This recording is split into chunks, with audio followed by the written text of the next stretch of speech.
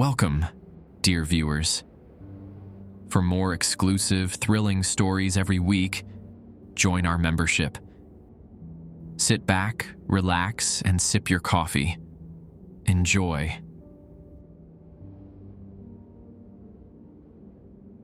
I don't know who needs to hear this, but stay away from Kwik Trip number 483 in Halleck, Minnesota.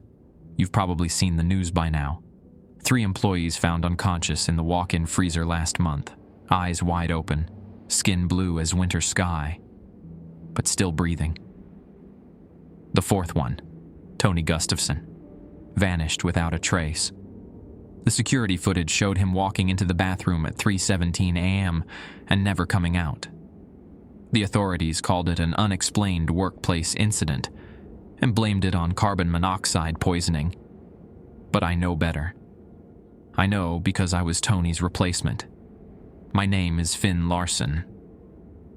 6 weeks ago, I was just another broke college dropout with mounting debt and a reputation for quitting jobs as soon as I started them.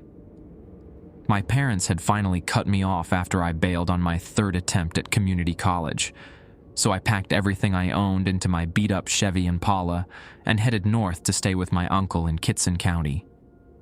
Halleck is one of those towns where everybody knows everybody, where gossip travels faster than internet service, and where the winter wind cuts through your clothes like they're made of tissue paper. Population 981, and most of them have lived here their entire lives. The only reason anyone ever stops in Halleck is to gas up before crossing into Canada, or to buy cheap cigarettes at the reservation 20 miles east. Uncle Lars didn't ask questions when I showed up at his doorstep. He just nodded, showed me to the spare room above his garage, and told me I could stay as long as I contributed. By contribute, he meant get a job and help with bills. Kwik Trip's hiring, he mentioned over dinner my second night there. They're desperate after what happened. I'd seen the headline on my drive in, something about employees hospitalized, but hadn't paid much attention. Small-town news rarely interested me. What exactly happened there? I asked between bites of his surprisingly good Swedish meatballs. Uncle Lars shrugged. Nobody's quite sure. 4 night shift workers had some kind of episode. 3 are in the hospital up in Grand Forks. 4th one just up and disappeared. He leaned forward, lowering his voice despite us being alone in the house. Marlene at the diner says they found weird symbols scratched into the freezer walls, like someone was trying to keep something in or out. I laughed. Sounds like small-town superstition to me. Maybe so. He took a swig of his beer. But they're offering $22 an hour for the overnight shift. Nobody local will take it. That caught my attention. $22 an hour was nearly double minimum wage. I could save up enough to get my own place in a couple months at that rate. The next morning, I drove to Kwik Trip number 483. It sat alone on Highway 75, just at the edge of town, its red and white sign like a beacon against the flat, snow-dusted farmland stretching in every direction. The store itself was newer than I expected, all glass and gleaming surfaces. But something about it seemed wrong, like a smile that doesn't reach the eyes. The manager, Patricia Olson, hired me on the spot. She was a heavy-set woman in her 50s with bleached blonde hair and deep lines around her mouth from years of smoking. Night shift, 10 p.m. to 6 a.m., she said, sliding the paperwork across her desk. You'll be alone most nights. Not gonna be a problem. No, ma'am, I replied, signing the forms without reading them. I prefer working alone. She nodded, but her eyes darted away. There are some procedures we follow here at night. Special rules. Nothing complicated, just store policy. Rules? I asked, raising an eyebrow. Patricia reached into her desk drawer and pulled out a laminated sheet of paper. Just follow these, and everything will be fine. She handed it to me, and I felt a strange weight to the paper, like it was made of something denser than it should have been. I glanced down at the list. 10 numbered items, typed in a simple font. They seemed odd. Specific times to check certain areas, items that couldn't be sold after midnight, instructions about the bathroom and the coffee machines. These seem unusual, I said. Patricia's face tightened.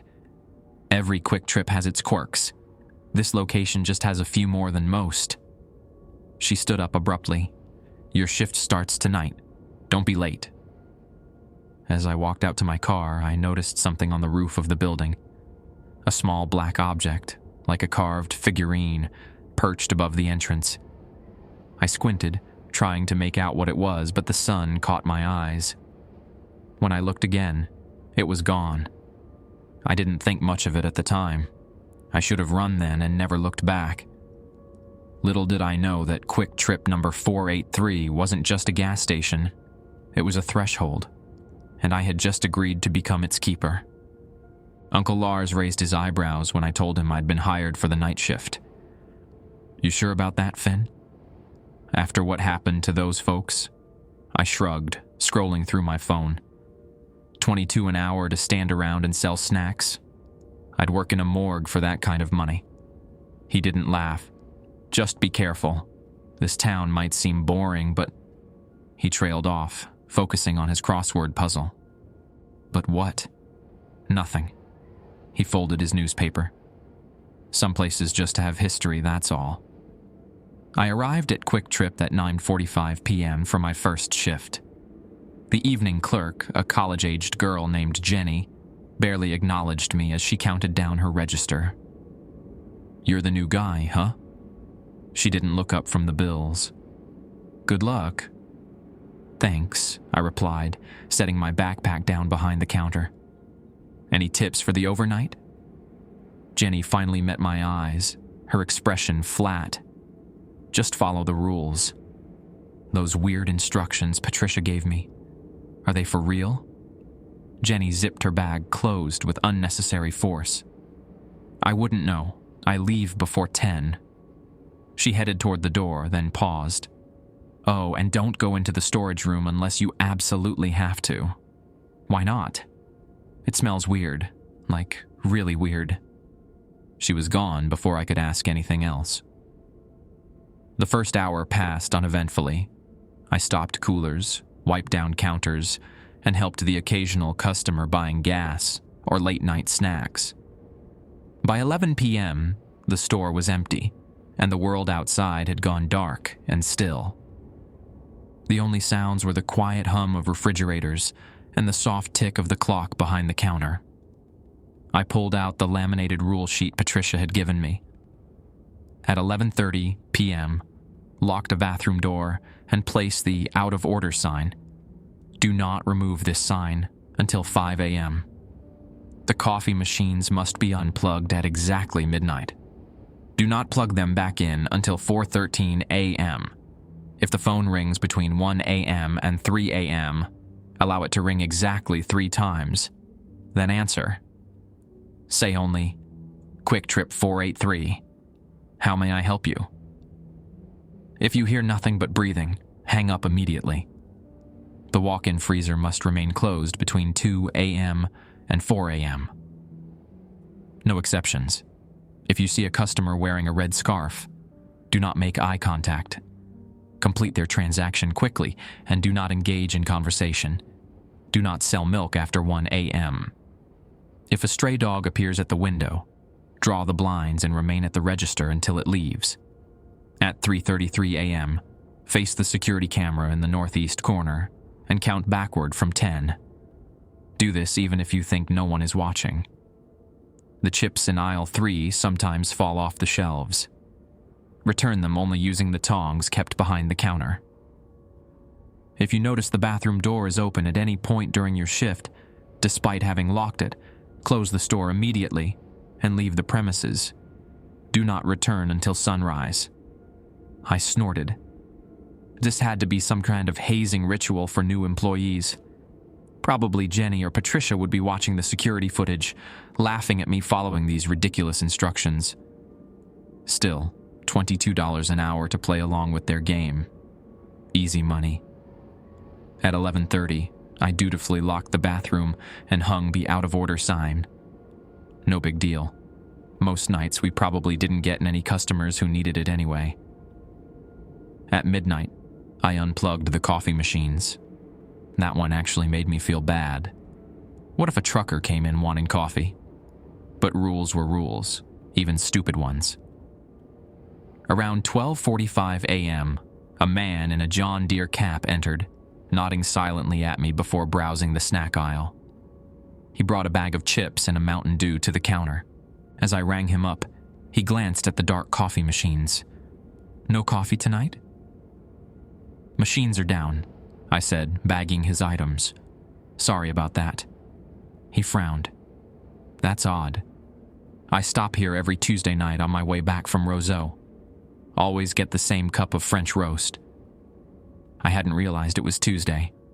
Had Patricia known this regular customer would come in? Was this some kind of test? "Sorry," I repeated. "Maybe try the diner down the street." He shook his head. "Nah, they close at midnight."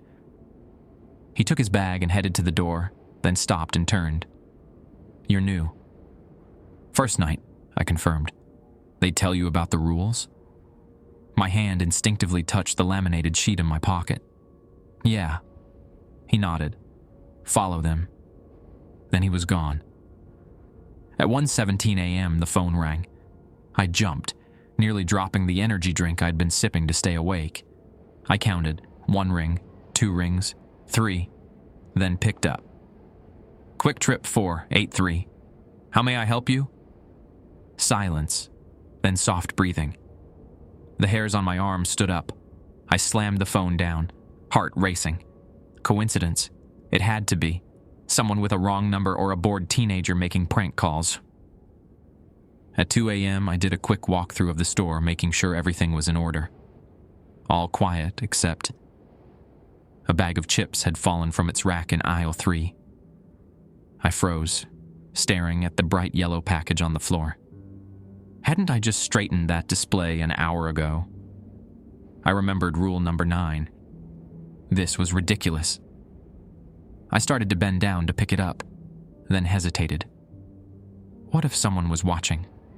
I didn't want to lose this job over something so stupid. With a frustrated sigh, I went behind the counter and found the tongs, actual metal barbecue tongs, exactly where the rules said they'd be. Using them, I picked up the chip bag and placed it back on the shelf, feeling utterly foolish. As I turned to go back to the counter, I heard a soft scratching noise from the direction of the bathroom, like fingernails on the door. I stopped breathing. The sound came again. Scratch, scratch, scratch. Slowly, I walked to the front of the store and looked down the hallway toward the restrooms. The out-of-order sign hung undisturbed. The door remained closed, but as I watched, the handle jiggled slightly. I backed away, nearly tripping over my own feet. This wasn't funny anymore. Someone was messing with me. "Hello," I called out, trying to keep my voice steady. "Is someone there?" The handle stopped moving. The silence felt heavier than before. I returned to the register, keeping my eyes on the bathroom door. Nothing happened for the rest of the hour, but I couldn't shake the feeling that something was waiting just on the other side. At 3:33 a.m., I faced the northeast security camera as instructed and counted backward from 10, feeling like an absolute idiot. As I finished, the lights throughout the store flickered once, then steadied. Probably just a power surge. It didn't mean anything. By the time my shift ended at 6 a.m., I'd convinced myself that everything unusual had been the product of an overactive imagination fueled by energy drinks and small-town ghost stories. The morning clerk, an older man named Harold, arrived precisely on time. His eyebrows rose when he saw me. "You made it," he said, sounding genuinely surprised. Was there any doubt? Harold merely shrugged, but the relief in his face was unmistakable. As I walked to my car in the pale morning light, I looked back at the store. For a moment, I thought I saw a dark figure in the window, tall and thin, watching me leave. I blinked, and it was gone. I slept poorly that day, dreams filled with ringing foams and scratching sounds. When I finally gave up and dragged myself out of bed around 4 in the afternoon, Uncle Lars was at the kitchen table cleaning his hunting rifle. "How was the first night?" he asked, not looking up from his task. "Quiet," I lied. No need to admit I'd been spooked by some silly rules and my own imagination. Boring, actually. He worked the cloth down the barrel with practiced hands. "Olsen stopped by while you were sleeping." "Olsons?" "Sven and Maggie. They own the farm up the road." He paused. "Wanted to know if you were the new night clerk at the Kwik Trip." Something about his tone made me uneasy. Word travels fast. Small town. He finally looked up. "They lost their son Eric there." I frowned. "At the Kwik Trip? What happened?" "He was the night manager before Patricia. About 5 years back. Went missing during his shift." Lars reassembled the rifle with quick movements. Security footage showed him walking into that storage room and never coming out. My mouth went dry. "They never found him?" Lars shook his head. "County sheriff searched the whole building. Nothing. Place was locked from the inside." He stood up, storing the rifle in its case. "Just thought you should know." On my drive to work that evening, I took a detour past the Kitson County Historical Society, really just a small building next to the library. A woman with gray hair pulled into a tight bun was locking up. "Excuse me," I called, rolling down my window. "Do you know anything about the history of the Kwik Trip on Highway 75? She turned slowly, keys still in hand. "Why do you ask?" "I work there," I said. "Just curious about the building." Her expression shifted. "That plot of land used to belong to the Svensson family. They were unusual people." "Unusual how?" She glanced at her watch. "I need to go, but..." She hesitated, then walked over to my car. "That gas station sits on what used to be their root cellar. Lars Svensson, no relation to your uncle, was found there in 1931. They said he'd been keeping things down there. Things. Not things you'd want to find in the normal cellar." She stepped back. "If I were you, I'd find another job." I arrived at the Kwik Trip 10 minutes early. Jenny was already counting her drawer, looking anxious to leave. "Anything I should know from today?" I asked, trying to sound casual. "All normal." She wouldn't meet my eyes. "Oh, but Patricia wants you to restock the cooler. Pepsi truck came late." I nodded. "No problem." As she gathered her things, I cleared my throat. "Hey, Jenny? Do you know anything about a guy named Eric Olsen who used to work here?" She froze, then slowly zipped her bag. "Don't ask about it." "Why not?" "Because some things are better left alone." She headed for the door, then paused. "Did you follow the rules last night?" "Yeah." She nodded. "Keep doing that." The bell above the door jingled as she left. Stocking the cooler took longer than expected. By the time I finished, it was already 11:15 p.m. No customers had come in, and the store felt unusually quiet, as if the usual background noises had been muffled. I walked to the bathroom, following Rule 1 by locking it and hanging the out of order sign. As I turned away, I caught movement in my peripheral vision. Something dark shifted in the beverage cooler I'd just stocked. I spun around. Nothing there but rows of neatly arranged sodas and energy drinks. At midnight, I unplugged the coffee machines as required. A truck driver came in shortly after, looking disappointed when I told him we had no coffee. "When will it be back up?" he asked, scratching his beard. "After 4?" I replied, remembering Rule 2's oddly specific time of 4:13 a.m. He grunted and grabbed an energy drink instead. As he paid, he glanced toward the bathroom hallway and frowned. Someone in there? I followed his gaze. The hallway was empty. No, bathroom's out of order tonight. Huh. He squinted. Thought I saw someone walk down there. My skin prickled. Must have been a shadow. He didn't look convinced, but left without another word. At 1 a.m., I checked my phone. 3 missed calls from Uncle Lars. I was about to call him back when the store phone rang. 3 rings, then I picked up. Kwik Trip 483. How may I help you? Breathing, soft and rhythmic. Then so quietly I almost missed it. A whisper. Eric. I slammed the phone down, heart hammering against my ribs. My hands trembled as I pulled out the rules sheet and read number 3 again. It didn't say what to do if the caller actually spoke. I tried calling my uncle, but the line was dead. No dial tone, nothing. My cell phone showed no service. At 1:30 a.m., I noticed the milk in the dairy case. Gallon jugs lined up in neat rows. One of them had tipped over, white liquid slowly spreading across the shelf. I remembered Rule 6. No selling milk after 1 a.m. Was this why? I grabbed paper towels and cleaned up the spill, righting the jug.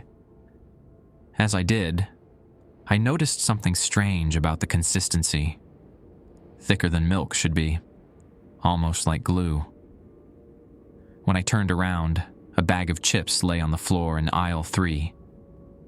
My throat tightened. I got the tongs from behind the counter and carefully picked up the bag.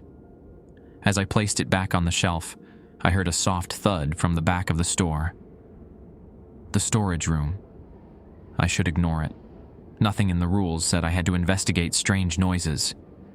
But curiosity pulled at me, mixed with a growing sense that these rules weren't just some practical joke. I walked slowly toward the storage room, flashlight in hand. The door was slightly ajar, darkness spilling out like ink. Hello? My voice sounded thin in the quiet store. No response, but the darkness seemed to shift, as if it had density and weight. I pushed the door open wider with my foot. The smell hit me immediately. Not the chemical cleanser scent you'd expect, but something earthier, like freshly turned soil and something underneath it. Something rotten. The beam of my flashlight revealed normal shelves stacked with inventory. Paper products, boxes of candy, cleaning supplies. Nothing unusual except for a small door in the back wall. A closet, maybe, or access to plumbing. I'd taken 3 steps into the room when I heard the distinct sound of the bathroom door handle turning. I whirled around, heart racing. Rule 10 echoed in my mind. If you notice the bathroom door is open at any point during your shift, despite having locked it, close the store immediately and leave the premises. I backed out of the storage room, keeping my eyes fixed on the hallway leading to the bathroom. The handle turned again, more forcefully this time, then stopped. I stood frozen, unsure what to do. Run? Stay at the register as the rules required for some situations. The rules didn't specify what to do if the door tried to open, but didn't actually succeed. A sharp crack split the silence as the bathroom door shuddered in its frame. Something wanted out. I ran to the front of the store, ready to flip the sign to closed and bolt, when headlights swept across the parking lot. A car pulled up to the pump outside. An ordinary-looking middle-aged woman in a winter coat entered, nodding politely. "Just the gas on pump 3, please." I rang her up on autopilot, trying not to show my panic. As she handed me her credit card, I noticed she was wearing a red scarf. Rule 5 flashed through my mind. If you see a customer wearing a red scarf, do not make eye contact. Complete their transaction quickly, and do not engage in conversation. I kept my eyes down, swiping her card and handing her the receipt without a word. "You're awfully quiet tonight," she said, voice pleasant. "Everything okay?" I nodded, still not looking up. "You can look at me, young man. I don't bite." She laughed, the sound wrong somehow, too hollow, too rehearsed. "Have a good night," I mumbled, focusing on the counter. She didn't move. "I knew Eric, you know. Such a nice boy. You remind me of him." Every muscle in my body tensed. I said nothing. He didn't follow the rules.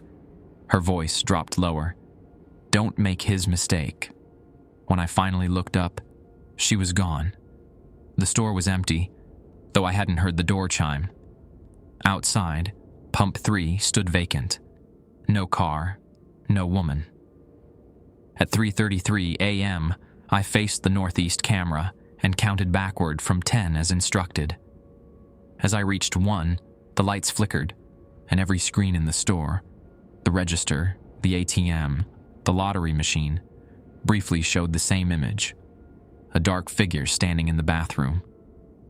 By morning, I was a wreck. I'd spent the remaining hours of my shift standing rigidly at the register, jumping at every noise.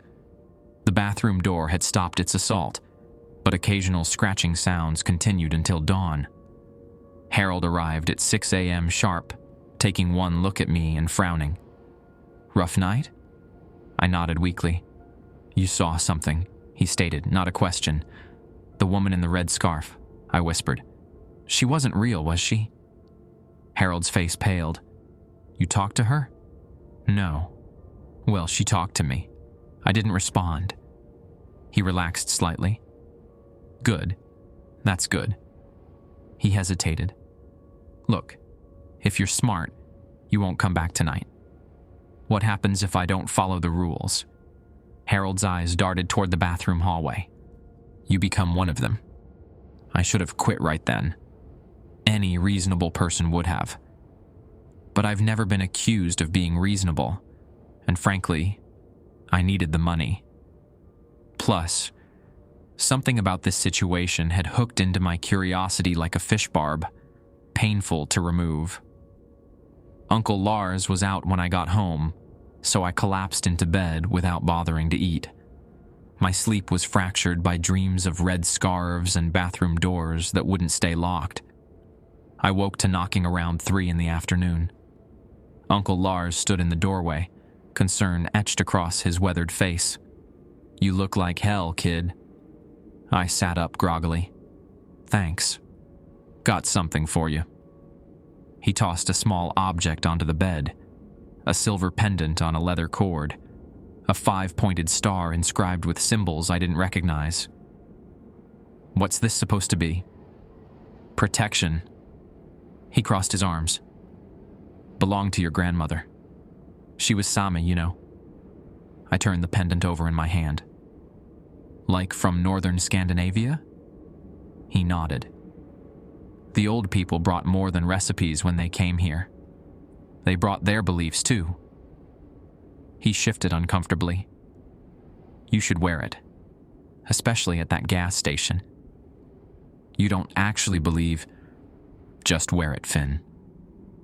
His tone left no room for argument. "And call me if anything strange happens." After he left, I fired up my laptop and searched for information about Kwik Trip number 483. Most results were benign: job postings, company press releases, but a few local news articles caught my attention. The first, from 5 years ago: local man missing, Eric Olson, 24, disappeared during night shift. The article mentioned police finding no evidence of foul play, though security cameras showed he never left the building. The second, dated 3 years ago: unexplained phenomena plague local business. This one detailed customer complaints about unusual cold spots, electronic malfunctions, and unsettling encounters with staff who didn't seem quite right. The most recent was from last month. 4 employees hospitalized after late-night incident. It reported that 3 were found unconscious in the freezer, while the 4th, Anthony Tony Gustafson, remained missing. Authorities suspected carbon monoxide poisoning, though tests came back negative. I dug deeper, searching for historical information about the property. A local history blog provided the missing pieces. The land had originally belonged to Lars Svensson, an immigrant from Sweden who'd built a farmhouse there in the late 1800s. In 1931, he was found dead in his root cellar, surrounded by strange artifacts and journal entries describing entities that walk between worlds. The property changed hands several times before Kwik Trip purchased it in 2010. Before heading to work, I slipped the pendant around my neck, feeling foolish, but strangely comforted by its weight against my chest. Patricia was at the store when I arrived, sorting through paperwork in her small office. "Heard you had an interesting second night?" she said without looking up. I froze in the doorway. "Who told you that?" "Harold mentions things." She finally met my eyes. "You saw her, didn't you? The woman in the red scarf." My mouth went dry. "You know about her?" Patricia sighed, suddenly looking much older. "Sit down, Finn." She gestured to the chair across from her desk.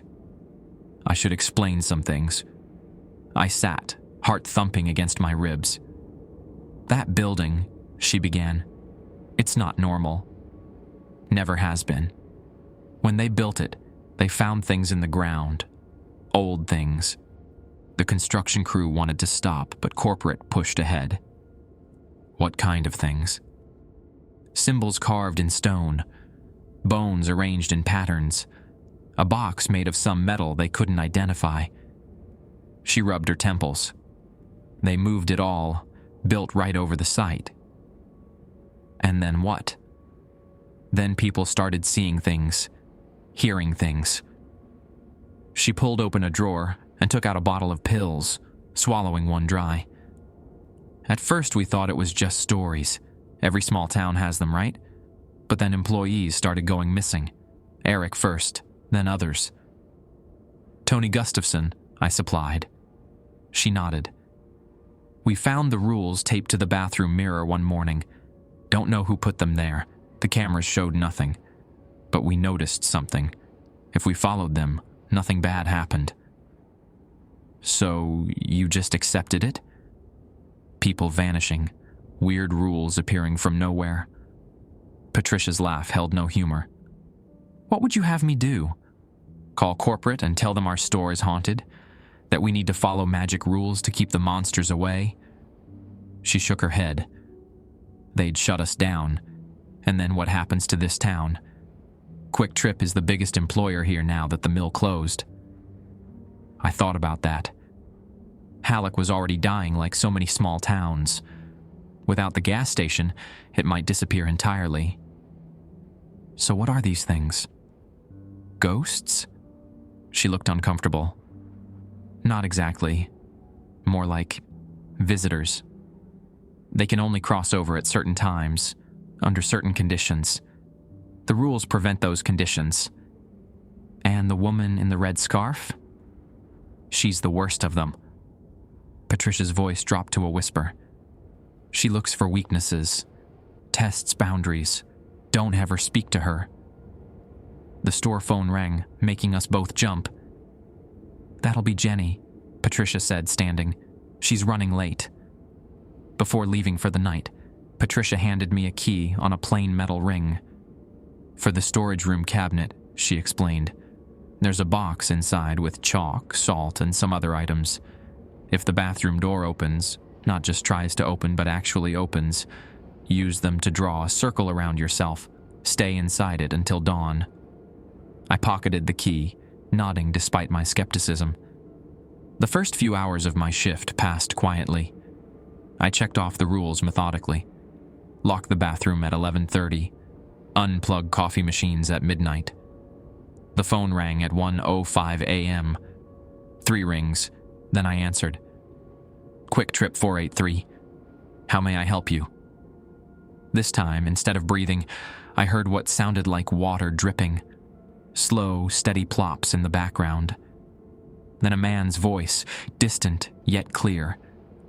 "They're coming up through the floor now." The line went dead. I stood frozen, receiver still pressed to my ear, blood rushing in my veins. A crash from aisle 3 broke the spell.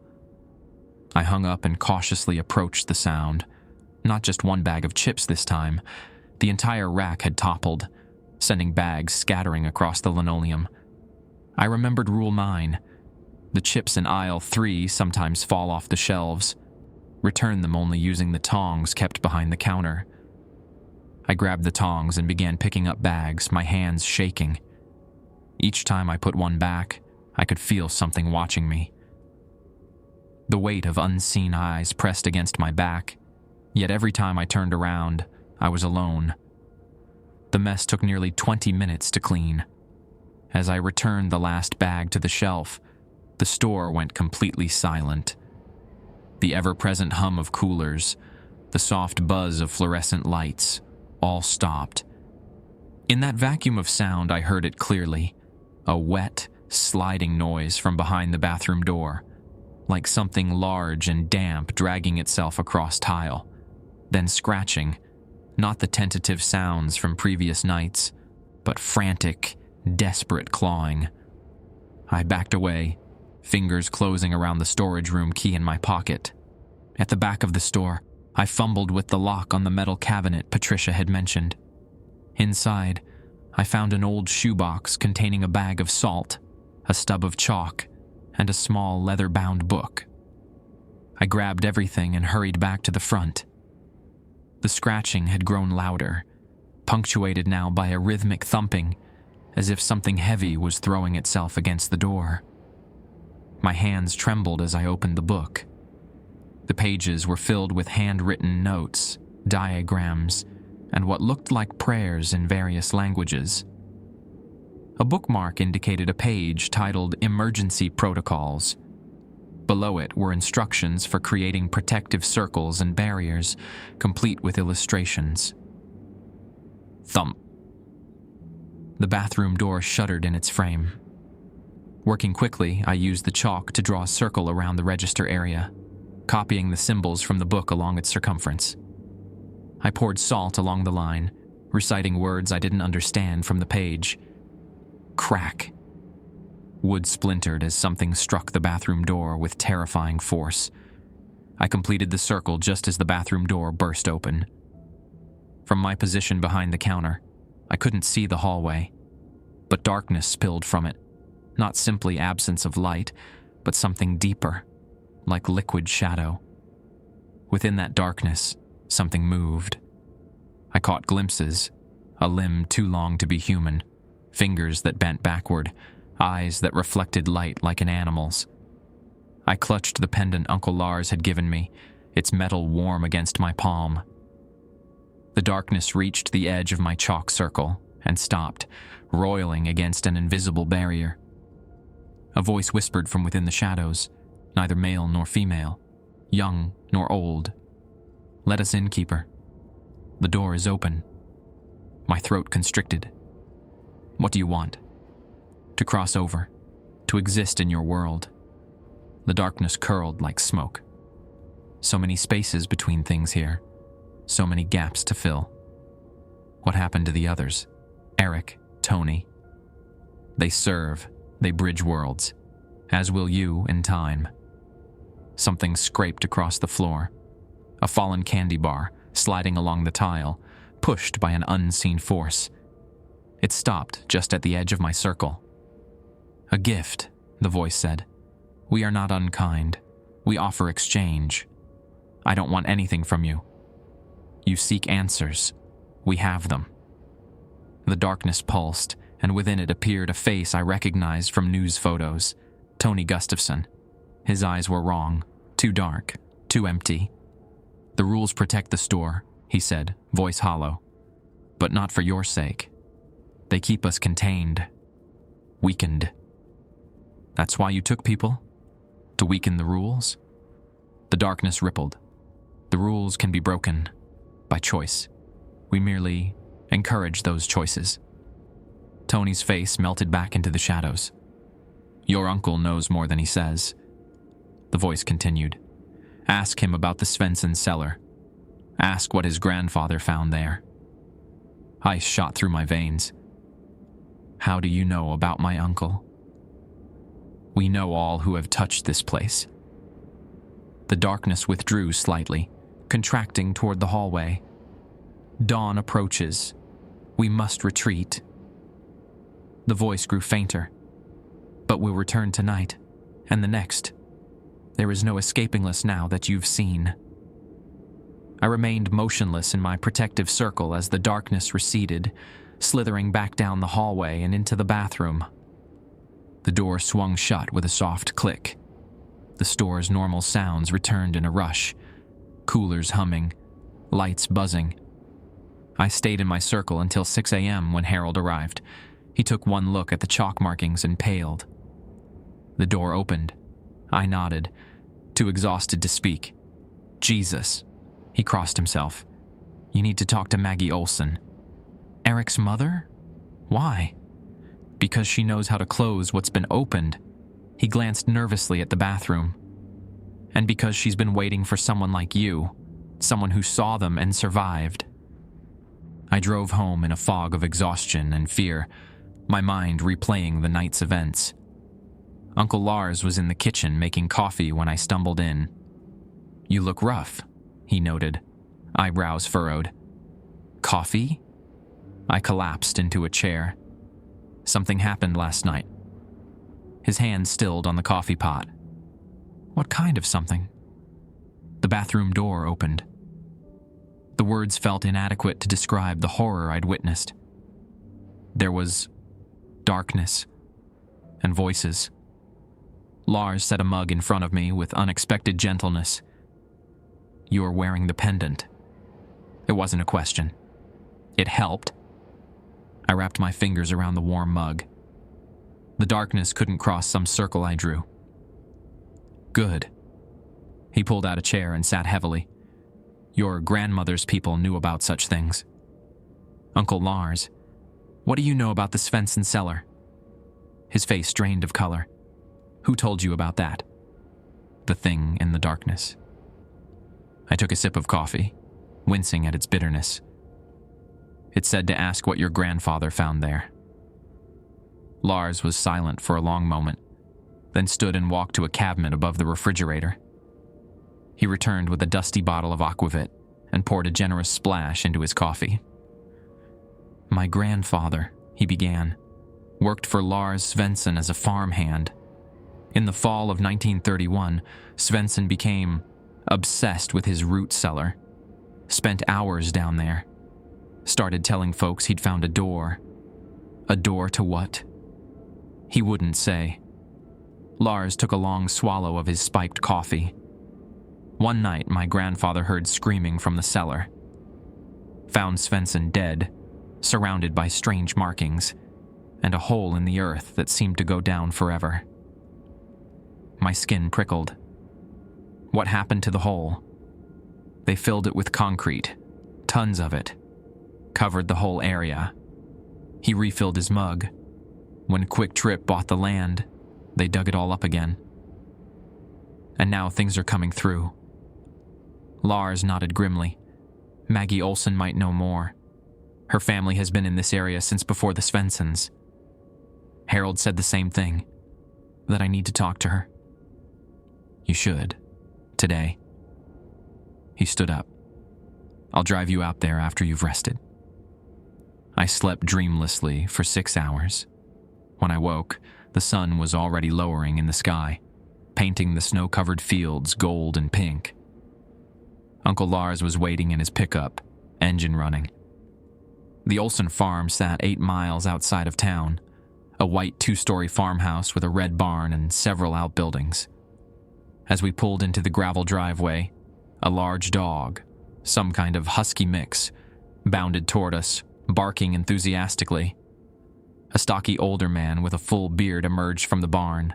Sven Olson, I presumed. He recognized my uncle and raised a hand in greeting. Lars. Been a while. Sven. My uncle nodded. This here's my nephew Finn.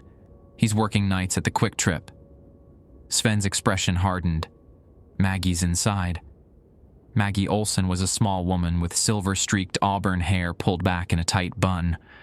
Her kitchen was warm and smelled of fresh bread, but her eyes were sharp and evaluating as she looked me over. "So you're the new night clerk." She poured coffee into ceramic mugs. "And you saw something?" I nodded, accepting the coffee. "Last night, the bathroom door opened. And before that?" "The woman in the red scarf, I'm guessing." "Yes, and phone calls, scratching noises." Maggie sighed, sitting down across from me. "It always follows the same pattern. First the small disturbances, then the manifestations, then..." She faltered. "Then people disappear," I finished. She nodded, eyes bright with unshed tears. "My Eric was a good boy. Smart. He was saving for college, working that night shift. Then one morning, he just never came home." "I'm sorry," I said, meaning it. "The police looked everywhere. Said he must have run off." Her voice hardened. "But I know better. He's still there, trapped between our world and theirs. Can we help him? Them?" Maggie and Sven exchanged glances. "Maybe," she said finally. "But it's dangerous. What do you know about the Svensons?" I repeated what Lars had told me. Maggie nodded along, then stood and left the room, returning with an old leather-bound book similar to the one I'd found in the storage room. "The Svensons weren't just farmers," she explained, laying the book on the table. "They were keepers of old knowledge. Lars Svensson believed certain places were thin spots between worlds, doorways. And he found one in his cellar," I said. "He created one," Maggie corrected. "The symbols, the rituals, he was trying to reach something, and he succeeded." She opened the book to a page showing intricate diagrams, circles within circles, filled with strange symbols. My breath caught. They looked like the protective circle I'd drawn last night. "These barriers were designed to keep things in, not out," she continued. "The rules at the Kwik Trip do the same. They maintain the balance, keep the door from opening completely. But people have disappeared." She nodded grimly. "The entities need vessels to exist fully in our world. They take people when the rules weaken." "Like Eric," I murmured. "And now they've marked you," Sven said, speaking for the first time since we'd entered the kitchen. "Once they know you, they don't stop."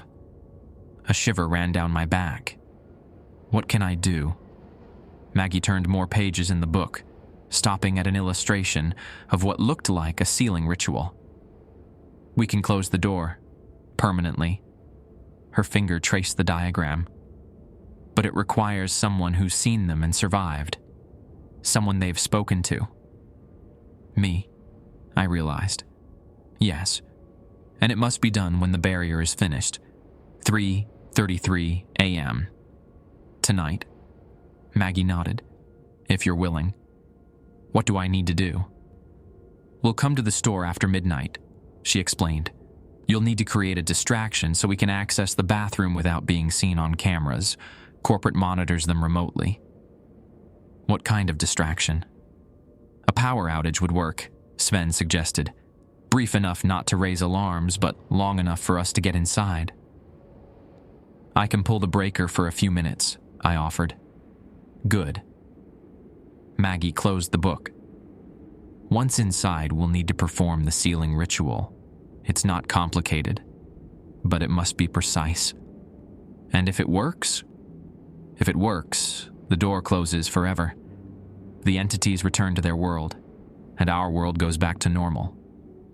Even the people they've taken? Eric? Tony?" Maggie's expression faltered. "I don't know. I hope so." As we drove back to town, Uncle Lars was unusually quiet. "You think this will work?" I finally asked. "If anyone can close that door, it's Maggie Olson." He kept his eyes on the snowy road. "But be careful. Those things, they're clever. They'll say anything to keep their doorway open." I nodded, fingering the pendant around my neck. I'll be careful." He dropped me off at the Kwik Trip 15 minutes before my shift. Jenny was already counting down her drawer, looking nervous. "Everything okay?" I asked, setting my backpack behind the counter. She glanced up, then quickly back down. "Fine." "Jenny," I said quietly, "I know about the door. I'm going to try to close it." Her head snapped up, eyes wide with fear, and something else. Recognition? "You can't," she whispered. "Maggie Olson thinks we can. Tonight." Jenny's hand stilled on the money. "They won't let you." "Who won't?" "The visitors." She stepped back from the register. "They're watching. Always watching." I studied her face, noticing for the first time how pale she looked, how her eyes never quite seemed to focus. "Jenny, when was the last time you saw Tony Gustafson?" She flinched as if I'd slapped her. "I have to go." As she hurried toward the door, I called after her, "Jenny, wait." She paused, hand on the door. "Be careful driving home," I said lamely. A strange smile crossed her face. "I don't drive anymore. Tony picks me up." The door closed behind her before I could respond. Through the window, I watched her walk across the dark parking lot to where a figure waited beside an old Camry. The man's face was in shadow, but something about his posture seemed wrong. Too stiff, too straight. As they drove away, I felt a chill that had nothing to do with the Minnesota winter. The hours until midnight crawled by. I followed the rules mechanically, locked the bathroom, unplugged coffee machines, all while preparing for what was to come. At 11:45, I checked the breaker box in the storage room, familiarizing myself with the switches. At 12:30, the phone rang. This was off schedule according to the rules. I let it ring 3 times, then answered cautiously. "Kwik Trip 483. How may I help you?" "Don't let them in." Tony Gustafson's voice, hollow and distant. "They'll trap us forever." "Tony? Where are you?" "Between. We're all between." His voice grew fainter.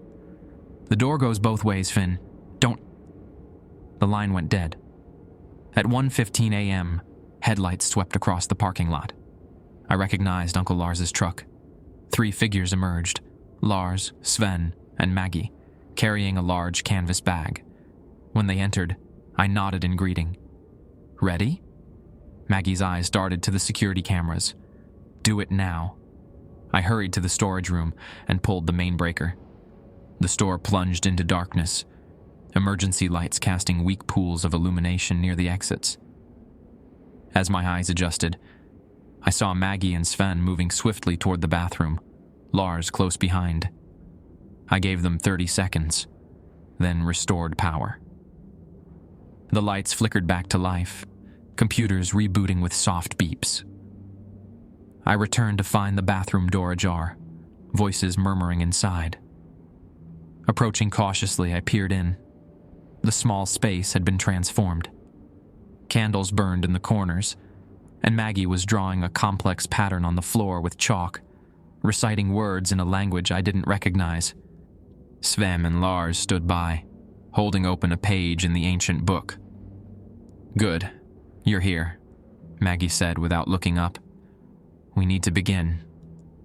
"Stand in the center," Maggie instructed, completing the final symbols around the bathroom floor. The chalk markings formed concentric circles with strange rooms between them. "We don't have much time." I hesitated at the doorway. "What exactly are we doing?" "Sealing the breach," she replied, lighting another candle. "The bathroom is built directly over the old cellar. The door between worlds is weakest here." The bathroom looked different somehow. The walls seemed to pulse subtly, as if breathing. The mirror reflected shadows that didn't match our movements. "The entities crossed over gradually," Maggie continued, arranging small objects at cardinal points around the circle. A stone, a feather, a small bowl of water, and what looked like burnt wood. First through dreams, then through reflections. Eventually they could manifest physically, but only at certain times. That's why the rules specify times, I realized. 3:33 a.m., 4:13 a.m. Exactly. The boundaries weaken at specific moments. Maggie gestured for me to enter the circle.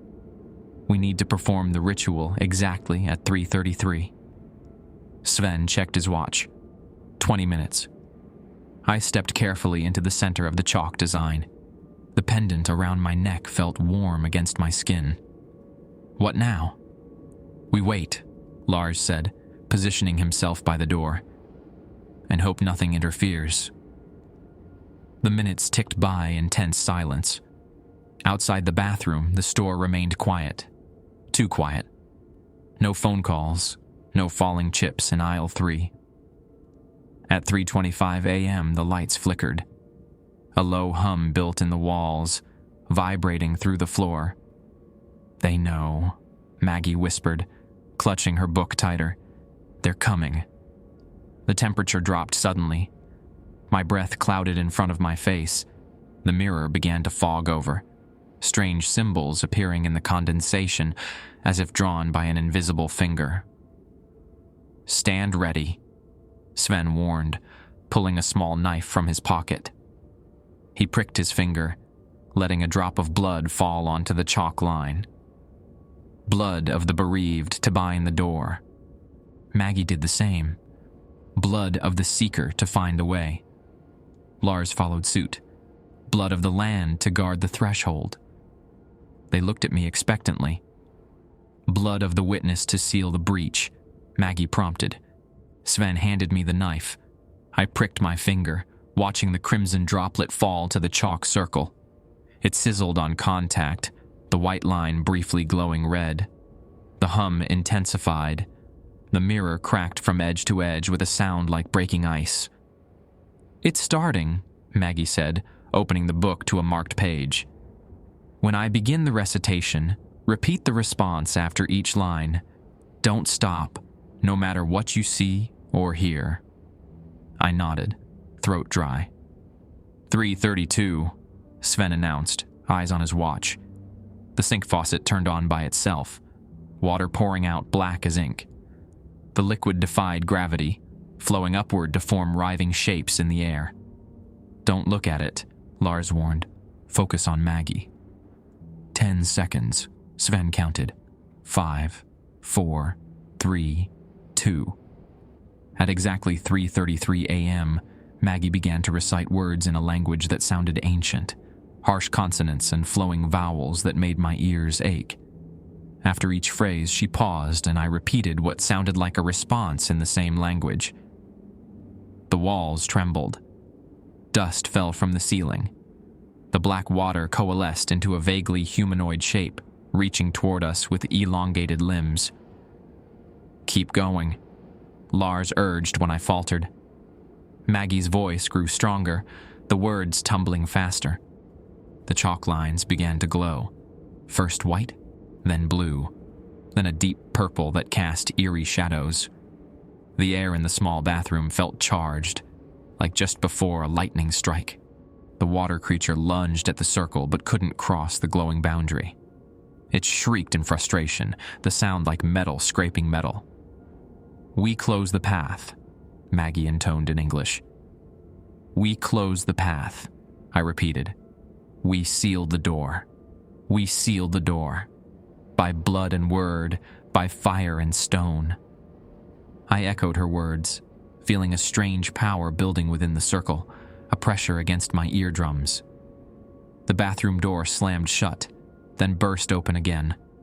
Standing in the doorway was Jenny, but her face was wrong, eyes too wide, smile too stretched. Stop, she said, voice overlaid with others. You're making a terrible mistake. Keep going, Sven growled. It's not her. The spirits aren't your enemies, Jenny continued, taking a step forward. They offer gifts, knowledge, power. Ignore it, Lars said. Maggie hadn't stopped her recitation. I forced myself to follow along, repeating each phrase, though the words felt like sand in my mouth. Jenny's form flickered like a bad TV signal, briefly showing something else beneath her skin. Something with too many joints, too many eyes. "Your uncle knows the truth," she hissed, focus shifting to Lars. "Tell them what really happened in the cellar, Lars Larson. Tell them what your grandfather took." Lars flinched but held his ground. "Keep going." The chalk lines flared brighter. The black water creature wailed, its form beginning to dissolve. Jenny's face contorted in rage. "Fools! You'll trap them forever." "That's the point," Sven muttered. "Not them," Jenny snarled, pointing at me. "Them!" Behind her, more figures appeared in the hallway. Tony Gustafson, his skin paper white, eyes hollow. And beside him, a young man who looked so much like Sven that he could only be Eric. Maggie faltered, a small cry escaping her lips. "Eric?" "Mom," the figure said. "Please stop. We can't come back if you close it." Sven stepped forward. "It's not him. It's using his image." "It is me, Dad." Eric's voice broke. "I'm trapped between worlds. The ritual won't free us. It'll seal us away forever." Tears streamed down Maggie's face, but she continued the recitation, voice shaking. I repeated the words, though each one felt like a betrayal as I watched Eric's desperate expression. "The final binding," Maggie said in English. "Speak their names to banish them." "What names?" I asked. "The names of those taken. You must renounce them." I looked at the figures in the doorway. Jenny, Tony, Eric, and now others behind them. Faces I didn't recognize, stretching back down the hallway. "I renounce you," I began. "Jenny." Her form flickered violently.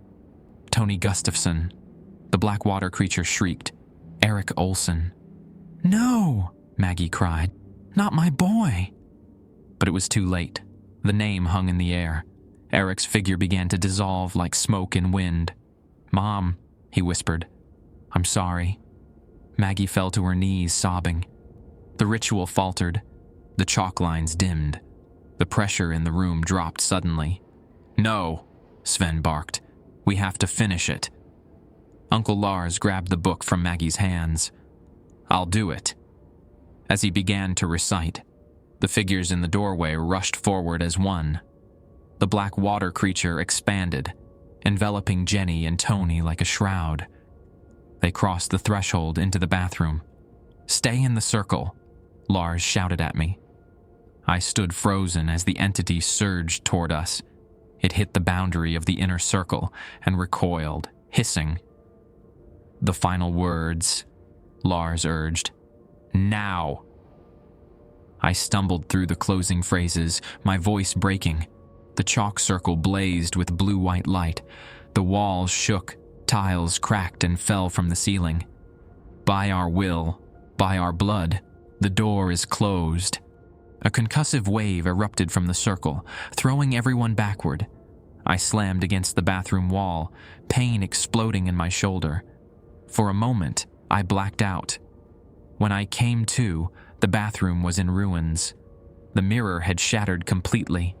The sink hung from the wall at an angle, water spraying from broken pipes.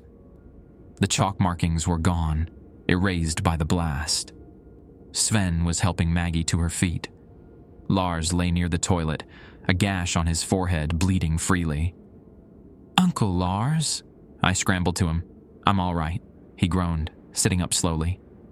"Did it work?" We looked around. The oppressive feeling had vanished. The air felt normal again. "I think so," I said.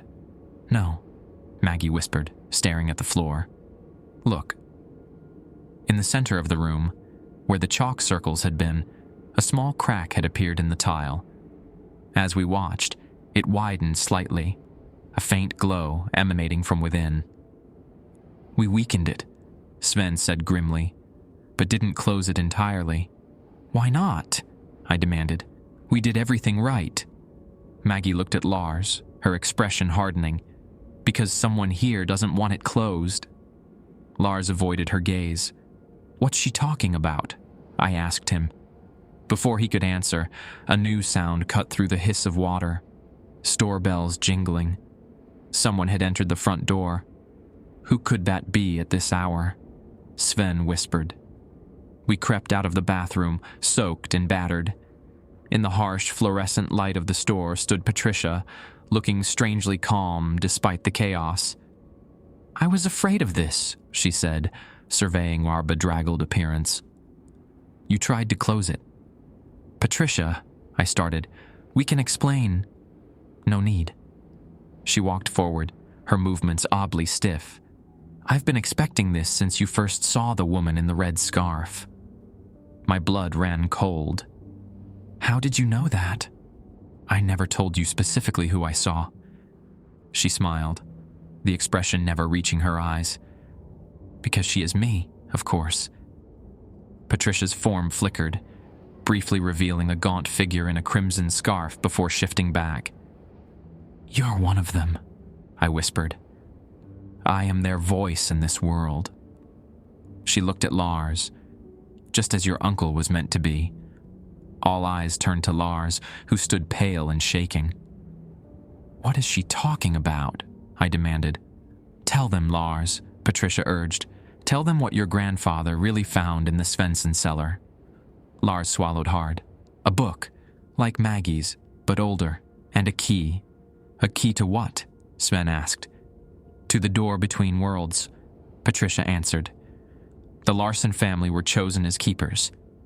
Your grandfather embraced this role, but your father rejected it." "And you?" I asked my uncle. Lars wouldn't meet my eyes. "I didn't believe any of it. Not until you started working at the Kwik Trip.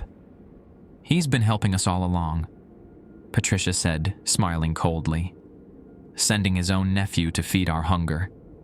Rage boiled inside me. "Is that true? You sent me here knowing what would happen?" "No," Lars protested. "I gave you the pendant for protection. I tried to warn you." "Half measures," Patricia scoffed.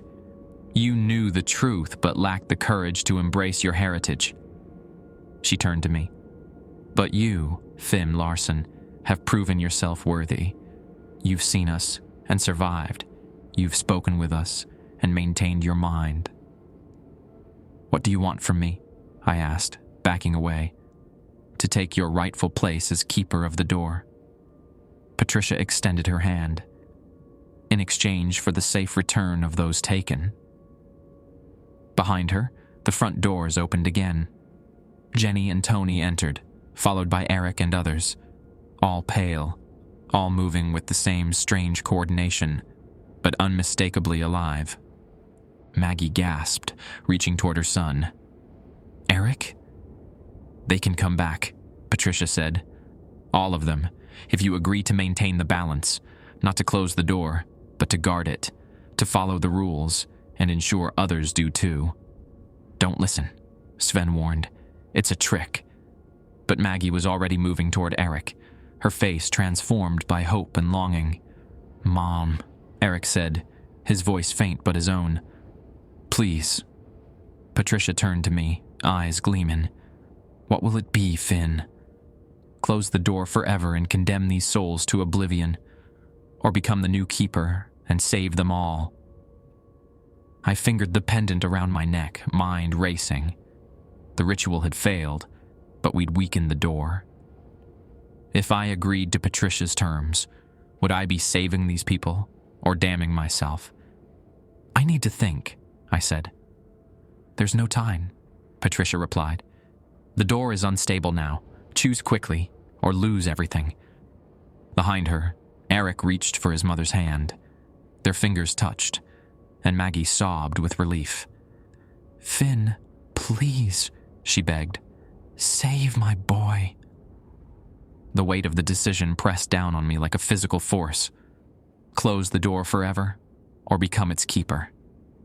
In that moment, as I looked at the faces of those trapped between worlds, I made my choice. "I'll do it," I said, the words burning in my throat. "I'll be the keeper. Patricia's smile widened. A wise decision. Finn, no. Uncle Lars grabbed my arm. You don't understand what you're agreeing to. I jerked away from him. And whose fault is that? You knew all along. Not everything, he insisted. I only knew pieces. Stories my father told me that I never believed. Enough, Patricia cut in. The bargain is struck. She extended her hand toward me. Come. I hesitated, glancing at Maggie, who stood clutching Eric's cold hand. Her face was torn between joy and terror. If I do this, I said to Patricia, everyone comes back, Jenny, Tony, Eric, all of them. They return to this world, yes. Fully? Not as whatever they are now? Patricia's expression flickered with something like amusement. They will live again. Different, perhaps, but alive. And what exactly does being keeper entail? You maintain the balance, follow the rules, ensure others do as well. She gestured around the store. This place was built as a crossing point. It requires management. Management, I repeated flatly, like a supernatural border patrol. If you prefer that analogy, yes. Her patience was visibly thinning. The door wants to open fully. The rules keep it from swinging too wide, too fast. I took a deep breath. And if I refuse after all? Patricia's face hardened. Then the door destabilizes completely. No more rules, no more boundaries. She glanced at the returned people standing silently behind her. And these souls remain trapped between worlds forever. Sven stepped forward. You're lying. The ritual was working until you interfered. Patricia ignored him, focusing on me. Choose now, Finn Larson. Time is running out. The pendant around my neck had grown hot enough to burn. I wrapped my fingers around it, feeling its strange power pulsing against my palm. An idea struck me, desperate and dangerous, but possibly our only chance. I accept, I said, stepping toward Patricia. Show me what to do. Relief washed over Maggie's face. Uncle Lars looked devastated. Patricia nodded in satisfaction. Follow me. She led me toward the bathroom, the others trailing behind. The small room still lay in ruins, water pooling on the floor from broken pipes. A crack in the center had widened further, glowing with an eerie bluish light. The first act of the keeper is to re-establish the boundary, Patricia explained. She withdrew a small object from her pocket, a key, ancient and black, seemingly made of some strange metal. This belongs to your family line. My grandfather's key, Lars whispered. The Sami pendant, I said, suddenly understanding. It's the same metal. Patricia nodded. Both forged beyond the door, in the world between worlds. One opens, one protects. She handed me the key. It felt unnaturally heavy, thrumming with energy. Place it in the center of the breach, she instructed. I knelt by the glowing crack, key in one hand, pendant still clutched in the other. Everyone watched in tense silence. Now, Patricia continued, recite the Keeper's Oath. She began to speak words in that same ancient language from the ritual. I pretended to follow along, mumbling nonsense syllables while watching her closely. Her attention was fixed on the key in my hand, her expression hungry. In that moment, I made my real choice. In one fluid motion, I yanked the pendant from my neck, wrapped its cord around the key, and slammed both into the crack. "What are you doing?" Patricia shrieked. "Closing the door my way," I growled. The pendant and key connected with the crack in a blinding flash of blue-white light. Energy surged through the floor, up the walls, across the ceiling. The building itself seemed to groan. Patricia lunged at me, her human disguise falling away completely, revealing the gaunt, twisted creature beneath, all wrong angles and too long limbs. I scrambled backward as her elongated fingers grabbed for my throat. "Finn!" Uncle Lars tackled her from the side, sending both crashing into the broken sink. The crack in the floor widened explosively, tiles shattering outward. A howling wind erupted from the opening, pulling at our clothes, our hair, our very bodies. "Everyone out!" I yelled, grabbing Maggie's arm and pulling her toward the door. "Not without Eric," she cried. I looked back. Eric and the other returned people stood motionless, their forms beginning to waver like heat mirages. "Mom," Eric said, his voice clearer than before. "It's okay. We need to go back through." "No." Maggie fought against me. Sven grabbed her other arm. "Maggie, we have to go." Patricia had thrown Lars aside and now stood at the edge of the widening chasm, her form elongating, stretching toward the light below. "You fool," she howled at me. "You've destabilized everything." The store's emergency lights flashed on as the main power failed. Through the bathroom doorway, I could see products flying off shelves, windows shattering. "Get out now!" Lars bellowed, blood streaming from a cut above his eye. We dragged Maggie from the bathroom as the floor continued to give way. Eric and the others remained still, their forms growing increasingly transparent. "I love you," Eric called to his parents, voice fading. "I'm sorry." Patricia let out an inhuman wail as her body began to stretch and twist, pulled downward into the opening. "You cannot close it forever. We will find another way." The roof above the bathroom collapsed with a deafening crash. Dust and debris filled the air, choking us as we stumbled toward the front of the store. "The rules," Patricia's voice echoed, distorted and fading. "Without the rules, the balance fails. You've doomed both worlds." We burst through the front doors into the cold night air. Behind us, the Kwik Trip shuddered like a living thing in pain. The walls buckled, windows exploded outward. "Get to the truck," Lars shouted, pushing us toward the parking lot. We had barely reached his pickup when the building imploded with a thunderous roar. The ground beneath it collapsed, taking the entire structure down into a gaping sinkhole. A final pulse of blue light shot upward from the center of the destruction, a column of energy that pierced the night sky before dissipating like mist. Then silence, broken only by the distant wail of sirens. We stood in shocked disbelief, staring at the smoking crater where Kwik Trip 483 had stood minutes before. Maggie fell to her knees, sobbing. Sven knelt beside her, arms around her shoulders, his own tears carving tracks through the dust on his face. Uncle Lars approached me slowly, limping slightly. "What did you do back there?" "I combined the pendant and the key," I explained, still struggling to breathe normally. "One opens, one protects. Together, I thought they might cancel each other out," he finished, "or create something new." "Did it work?" I asked. "Is the door closed?" Lars looked back at the destruction. "I think so. It feels different now." "Different how?" "Lighter." He touched his chest, like something that was pressing down has lifted. In the distance, emergency vehicles approached, lights flashing against the snow.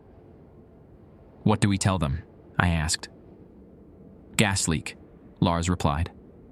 "It'll be believable enough with the evidence gone." "And the people? Eric, Tony, Jenny?" His face fell. "I don't know, Finn. I truly don't." We watched as fire trucks and police cars pulled up to the scene. Officials jumped out, shouting orders, securing the area. One of them spotted us and hurried over. "Anyone hurt?" the officer asked, taking in our battered appearance. "We're okay," Lars answered. "We were just driving by when it happened." The officer nodded, obviously skeptical, but with bigger concerns at hand. "Stay here. Someone will take your statement soon." As he rushed back to the perimeter, I noticed something odd about the crater. Despite the collapsed building, there was no sign of broken pipes, no water spraying from ruptured lines. The sink was broken, I whispered to Lars. Water was floating everywhere. Where did it go? He stared at the side. Maybe when the floor collapsed. No, I shook my head. Look around. No debris, no merchandise, nothing but a hole. The realization hit us simultaneously. It didn't collapse, Lars murmured. It went through. The whole building, everything inside it, including the people. Eric, Tony, Jenny, Patricia. An EMT approached us, thermal blankets in hand. You folks should get checked out at the hospital. We're fine, Lars assured him. Just shaken up. Still, protocol. My sister-in-law's having a panic attack, Lars interrupted, gesturing to Maggie, who was indeed hyperventilating as Sven tried to comfort her. Can you help her first? As the EMT hurried to Maggie's side, Lars pulled me a few steps away. The pendant and key, he said quietly. They weren't destroyed. They went through with everything else. Does that matter? I don't know. His eyes were troubled. But if they crossed over, someone on the other side could use them, I realized, to open the door again. Possibly. So this isn't over. Lars shook his head slowly. I don't think so. But whatever happens next won't be here. Not at this spot. I looked back at the crater, trying to imagine where everything had gone. Was there a backwards Kwik Trip now? In that other world?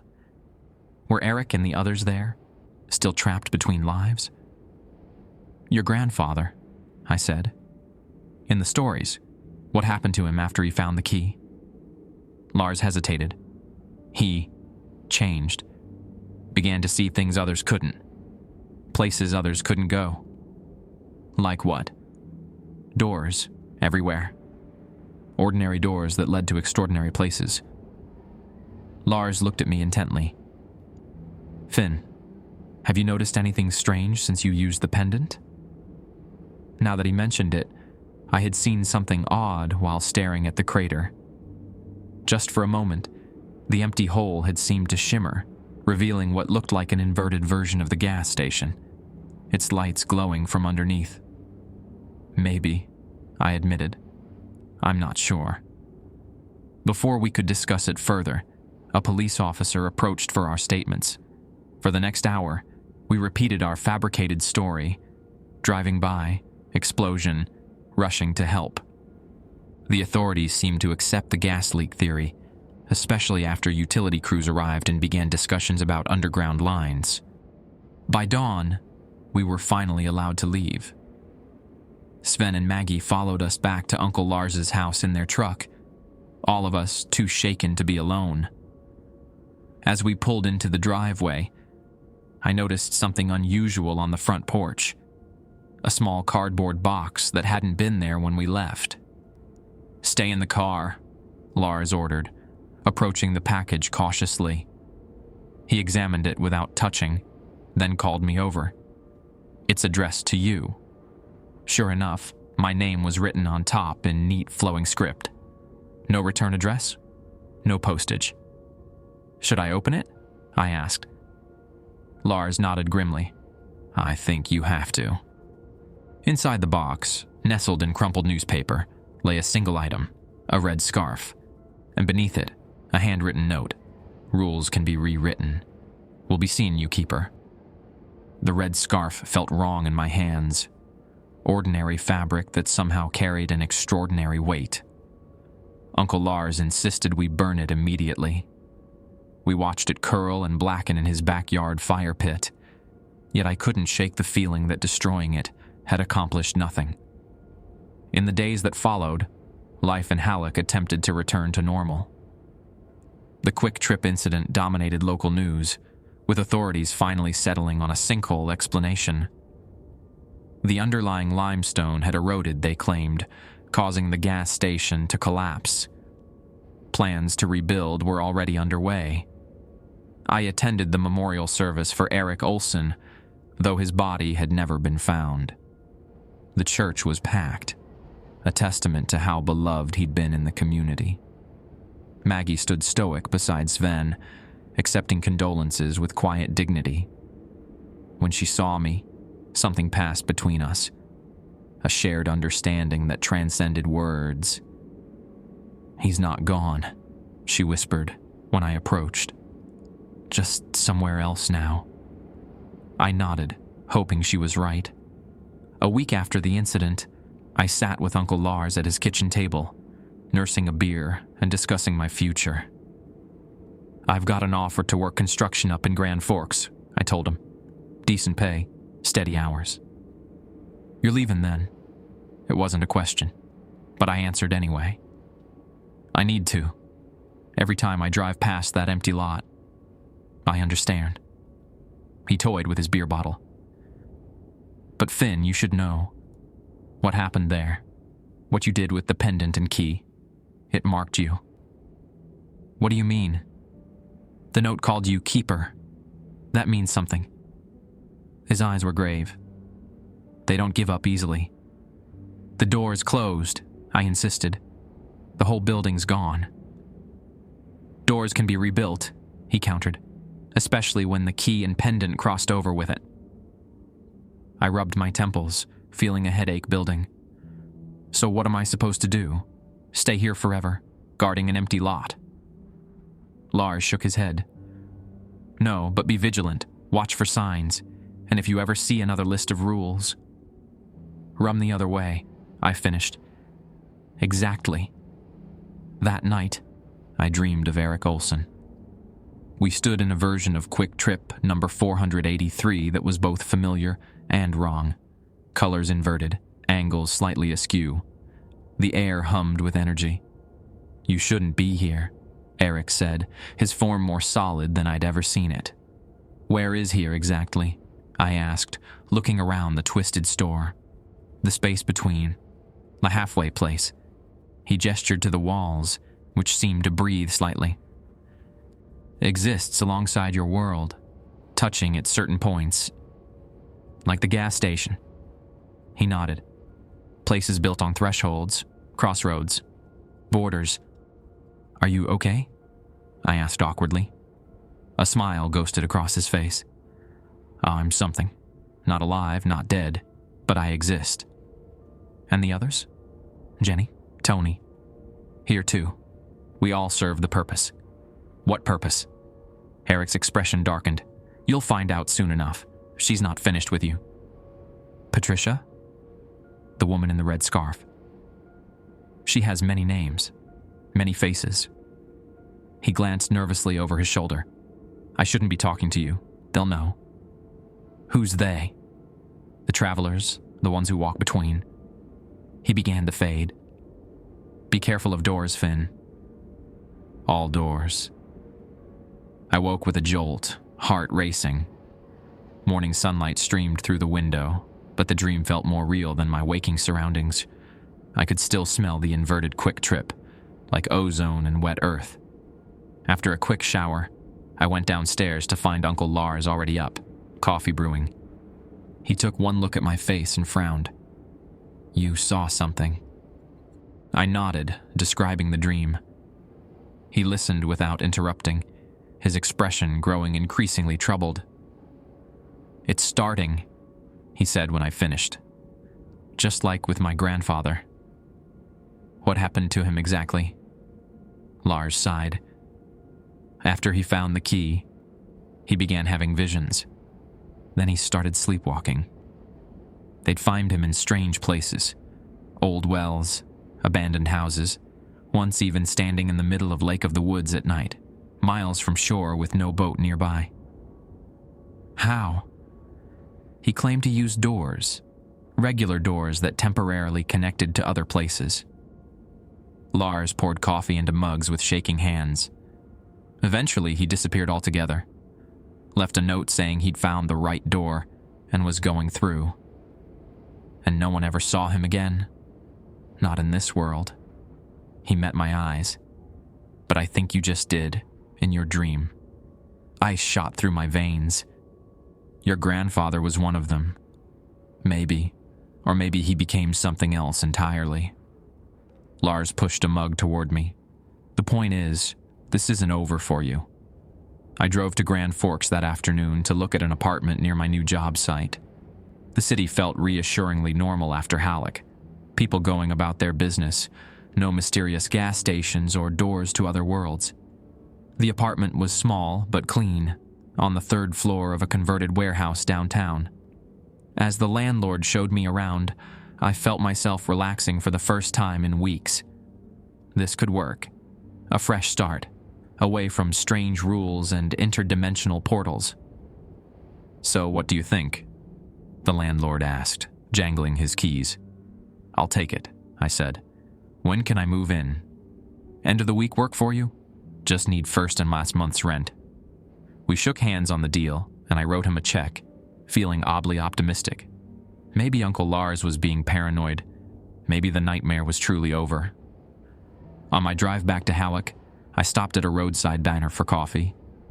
The place was nearly empty, just a trucker at the counter and an elderly couple in a booth by the window. I took a seat at the far end, ordering coffee and pot from a tired-looking waitress.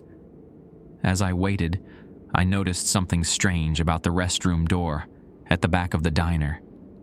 It seemed to shimmer slightly, the wood grain shifting in patterns that weren't quite right. I blinked hard, and the effect disappeared. Just my imagination. Had to be. The waitress returned with my order. As she set down the plate, I noticed she wore a name tag. Patricia. My blood went cold. "Something wrong, honey?"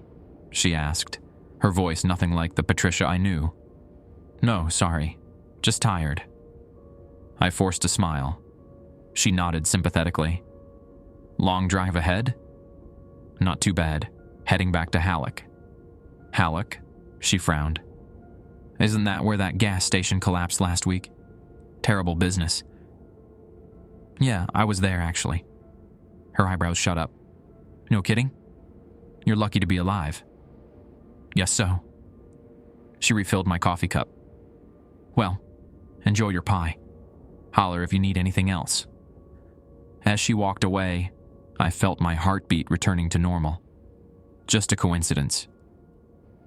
Patricia was a common name. I ate quickly, eager to get back on the road. When I finished, I left cash on the table and headed for the exit. As I passed the restroom, the door shimmered again, more noticeably this time.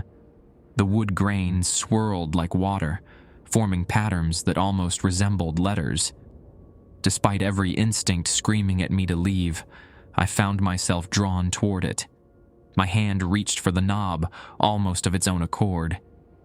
The door swung open to reveal not a bathroom, but a long, dimly lit hallway that couldn't possibly fit within the diner's dimensions. The walls were lined with doors, dozens of them stretching into darkness. I stumbled backward, slamming the door shut. No one in the diner seemed to have noticed anything amiss. The trucker continued eating his meal. The elderly couple chatted quietly. I hurried outside to my car, hands shaking so badly I dropped my keys twice before managing to unlock the door. As I slid behind the wheel, movement in my rearview mirror caught my eye. The waitress, Patricia, stood in the diner's doorway, watching me. As our eyes met in the mirror, her face rippled like disturbed water, briefly revealing another face beneath, gaunt, with two wide eyes and a familiar, hungry expression. I peeled out of the parking lot, heart hammering against my ribs. It wasn't over. It would never be over. Back in Halleck, I packed my meager belongings in a frantic rush. Uncle Lars watched from the doorway, expression grim. "You saw something." "Doors," I confirmed, stuffing clothes into my duffel bag. "And her, Patricia, or whatever she really is." He nodded. "I'm surprised. Where will you go?" "I don't know. Somewhere far from here. Canada, maybe." "It won't matter," he said quietly. Distance means nothing to them. They'll find you through the doors.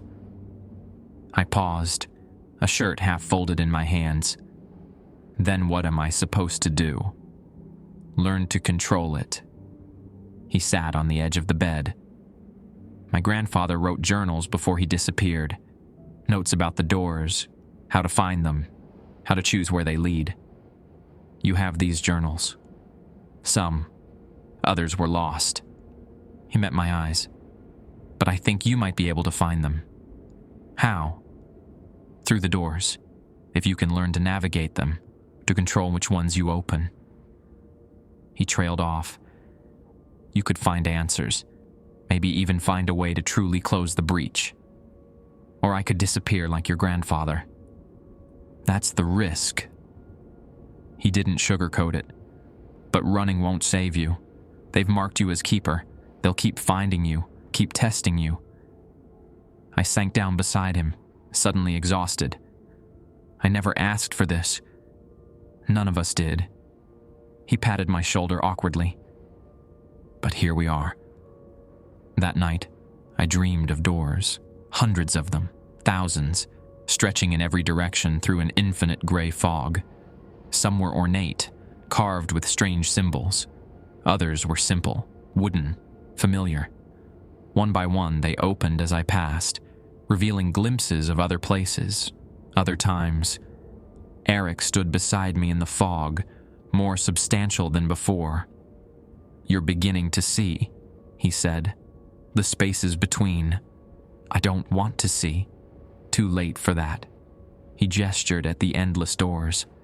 You crossed the threshold when you combined the key and pendant. Now you're part of the system. What system? The balance. His expression was sympathetic. Every door must have a keeper, someone to decide who passes through and when. And that's me now? By your own choice, yes. I shook my head. I was trying to close the door permanently. No door stays closed forever, Eric said. The rules can be broken, changed, rewritten, but they cannot be eliminated. So what happens now? Eric pointed to a simple wooden door standing alone in the fog. It looked exactly like the one from my uncle's spare bedroom. Now you choose. Stay in your world and wait for them to find you again. Or step through and learn to control the doors yourself. What's on the other side of that one? I don't know. He began to fade. That's the nature of doors, Finn. You never know for sure until you open them. I woke at dawn, the dream still vivid in my mind. The bedroom door stood slightly ajar, though I was certain I'd closed it before going to sleep. As I watched, it swung open wider, revealing not the hallway of my uncle's house, but a long, fog-shrouded corridor lined with doors. I sat frozen on the bed, heart pounding. This wasn't a dream. Somehow, the door to my room had become a gateway to somewhere else. Footsteps echoed in the corridor, slow, measured, approaching.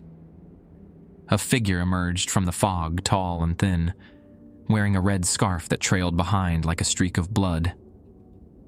"Hello, Keeper," Patricia said, her voice reverberating strangely. "Ready for your first lesson?" The bell above the door chimes as I lock up Kwik Trip 483 for the night. 6 months on the job, and no one in Halleck questions why I'm the only employee who works the graveyard shift. Some folks raise eyebrows when they notice I've covered every mirror in the store with black cloth. Others wonder why I chalk strange symbols on the threshold each evening. Small town folks are practical, though. As long as the coffee's hot and the gas pumps work, they don't dig too deep. I finished my closing checklist, a document far more complex than the corporate version. My additions include checking the storage room lock for scratch marks, listening for whispers in the dairy cooler, and measuring the exact angle of shadows in aisle 3. Just as I complete the final task, my phone buzzes. A text from Maggie Olson. "Anything tonight?" "Nothing unusual," I reply. "How's Eric?" She sends back a photo. Eric sitting at their kitchen table, pale, but smiling. Getting him back wasn't easy.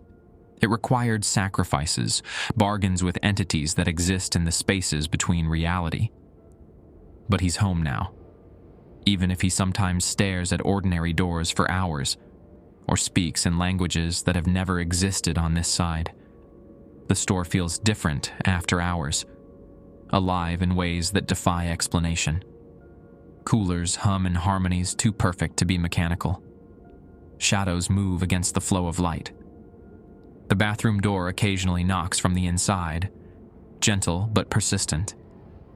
I hang up my name badge and retrieve a different one from my pocket. This one simply reads Keeper in flowing script that changes color depending on who's looking at it. Ready? Patricia asks, materializing beside the coffee counter. Her red scarf is the only vibrant thing about her. The rest seems slightly transparent, as if she's not fully committed to existing in this reality. I nod, pulling a ring of peculiar keys from my pocket. Which ones tonight? 4 breaches, 1 in Fargo, another in Bemidji, 2 more up north, near the Canadian border. She consults a ledger that wasn't in her hands a moment ago. The northern ones are troublesome, something large trying to squeeze through. I select a key made of dark metal that feels too cold against my skin. Let's start there. We approach the bathroom door, the primary portal in this threshold space. The rules are strict about its usage, specific times, specific words to speak before turning the handle. I've learned the hard way what happens when those rules are broken. The lock clicks open to reveal not the bathroom's tiled interior, but a swirling corridor of mist and floating doorways. My domain now, the space between worlds that I've been tasked with maintaining.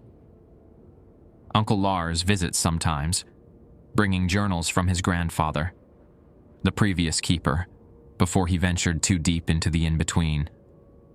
The knowledge helps, but some lessons can only be learned through experience, like how to navigate the floating doors, how to sense which ones lead to safety and which open onto hungry voids, how to speak with the entities that dwell in the threshold spaces without losing pieces of yourself in the conversation. A chill breeze flows from the corridor, carrying whispers in languages no human throat could produce. Patricia steps through first, her form becoming more substantial as she enters her native realm. I follow, the weight of responsibility settling across my shoulders. The door swings shut behind us, sealing off the gas station from the corridor of worlds. To the customers who arrive tomorrow morning, nothing will seem amiss. The night manager will have restocked the coolers, cleaned the floors, and updated the price tags. All perfectly normal tasks. They'll never know that I spent the darkest hours walking between realities, sealing breaches, and negotiating with things that have never known sunlight. They won't see the residue of other worlds that sometimes clings to my fingertips, or notice how I instinctively step over thresholds in a specific pattern. And they certainly won't understand why I enforce the store's peculiar policies with such rigid insistence. Why certain items can't be sold after midnight. Why the bathroom is always out of order during specific hours. These rules aren't arbitrary anymore. They're the foundation of safety for everyone who enters Kwik Trip 483. The balance between worlds rests on these small, strange rituals. It's not the life I would have chosen. But as I move through the misty corridor toward the troublesome northern doorways, I realize it's the life I was always heading toward, standing at the threshold, keeping watch, making sure what belongs on the other side stays there. Everyone has their purpose. Mine just happens to exist between worlds.